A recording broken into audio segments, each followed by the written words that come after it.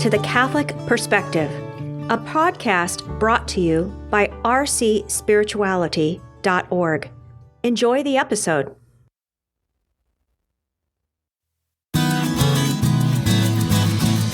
Some straight talk about artificial reproduction.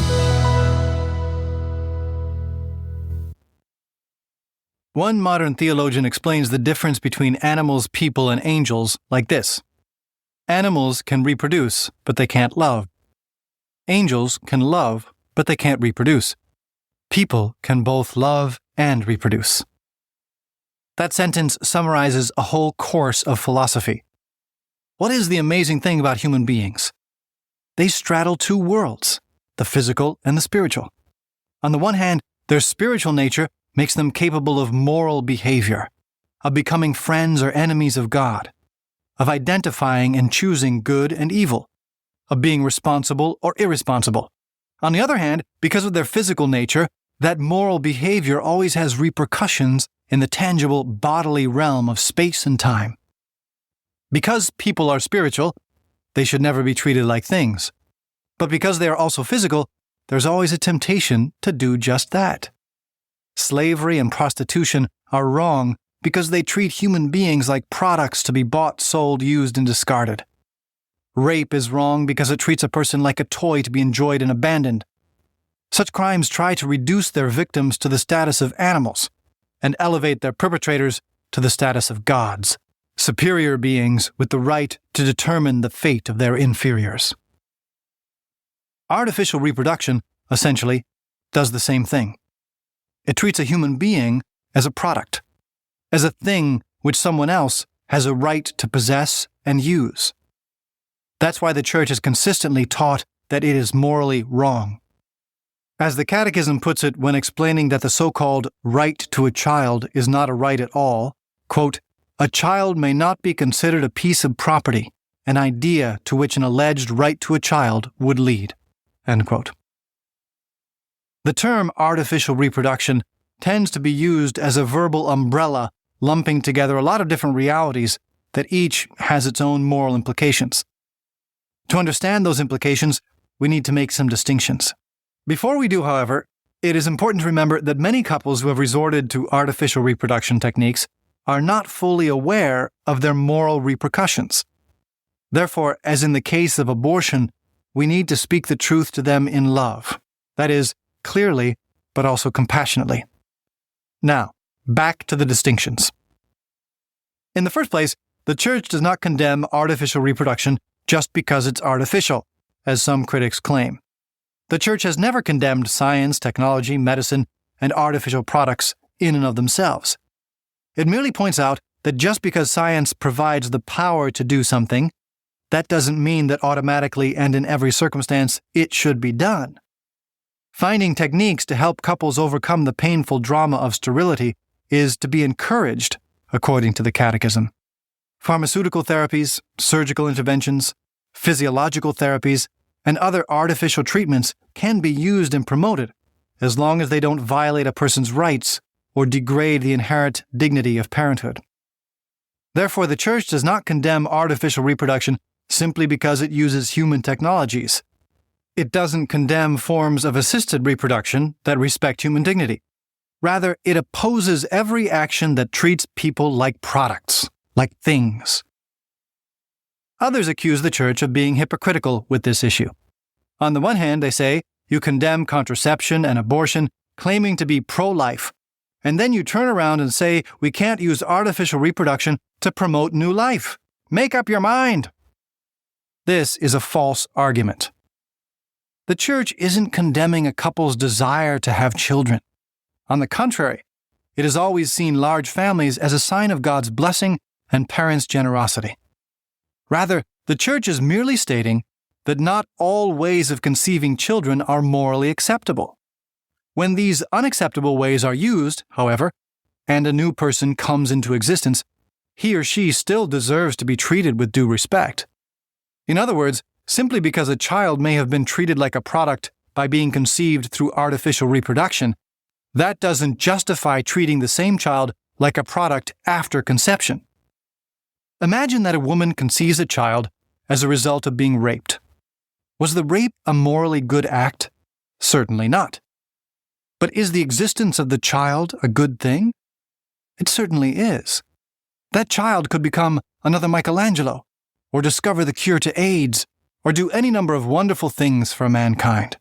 And more importantly, he or she is called to know and love God Himself for a few years here on earth and for eternity in heaven.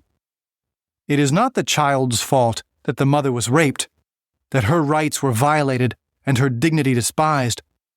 And so the Church condemns the rape, but respects the life of the child. Likewise, it is precisely because the Church respects every human person that it condemns the many forms of assisted reproduction that don't, that treat people like products instead of treating them like people. Take in vitro fertilization, for example. This process starts by obtaining sperm from the father and ova, egg cells, from the mother. Then laboratory technicians treat the cells and mix them together in order to produce a bunch of human embryos, usually about 8 to 12 of them.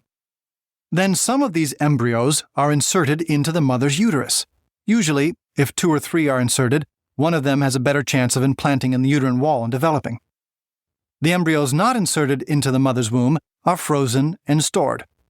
Some of them can be used in a second try if the first batch doesn't work. If the first batch does work, however, the rest will either be destroyed, sold, used like rats for scientific experiments, or, in some cases, adopted. The process seems so simple. Where does it violate human rights? The most fundamental right, the right to life of an innocent human being, is grossly violated in every case of in vitro fertilization.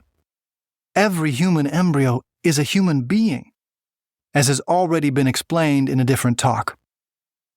And yet, out of every 100 embryos produced by in vitro fertilization, an average of only 8 are ever born. The first casualties occur among the initial batch of new embryos. Because of the delicacy of the process, about 40% of artificially produced embryos die before developing to the point where they can be frozen or inserted into the mother's womb. Of those who do survive, only a few, about 17% of the original batch, actually implant into the mother's uterine wall. The others are either frozen or die in the womb. Of those that do implant, only about 8% of the original batch are born.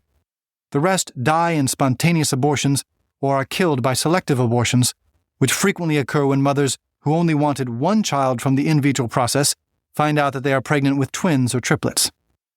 And of those leftover embryos that are frozen and kept in storage for a possible second try, only about 60% will survive the thaw.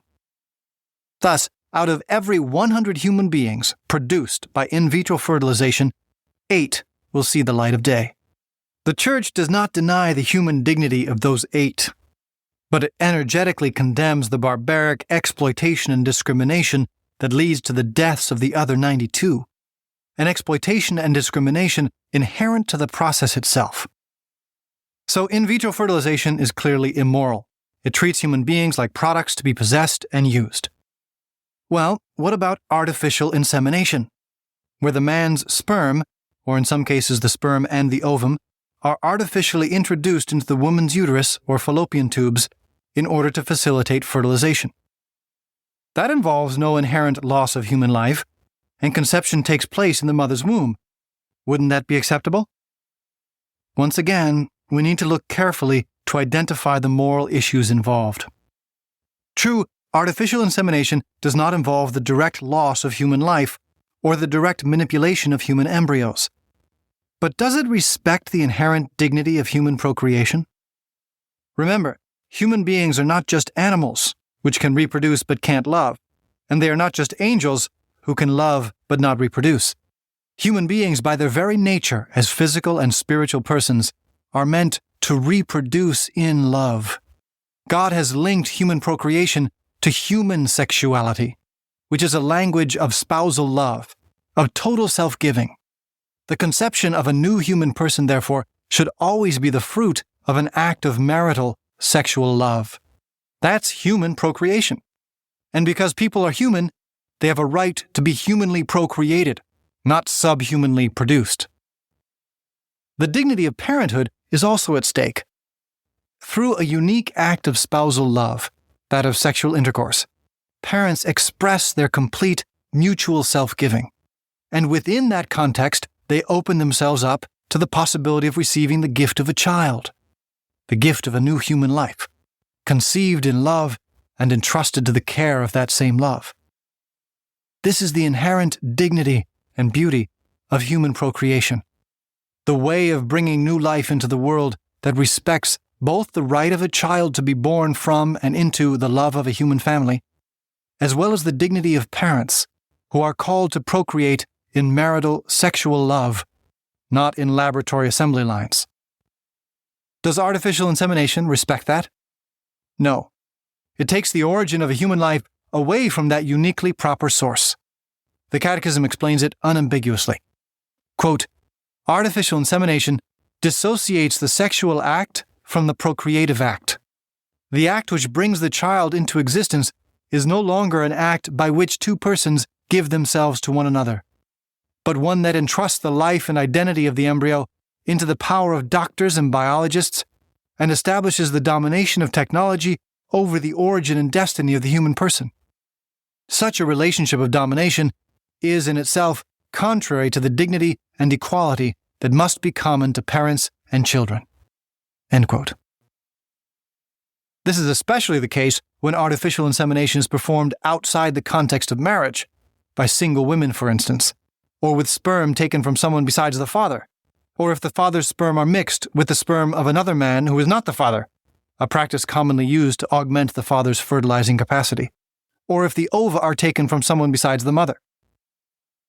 Other methods, however, which don't actually substitute a mechanical act of production for the conjugal union, but only complement that union, helping it achieve its proper natural end, can be acceptable.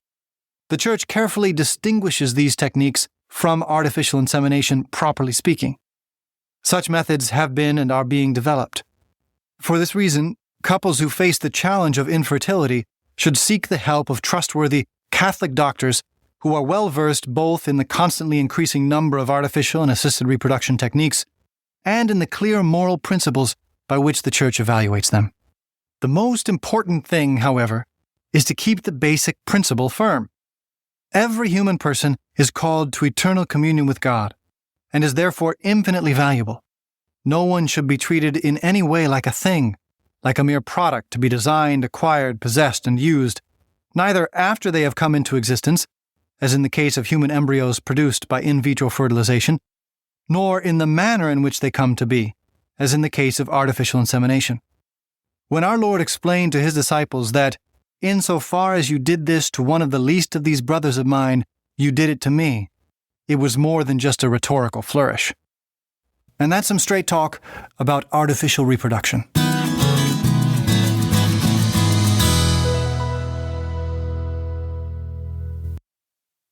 You have been listening to The Catholic Perspective, a resource from rcspirituality.org. Please visit our website and check out more great resources to help you pray, learn, grow, and go.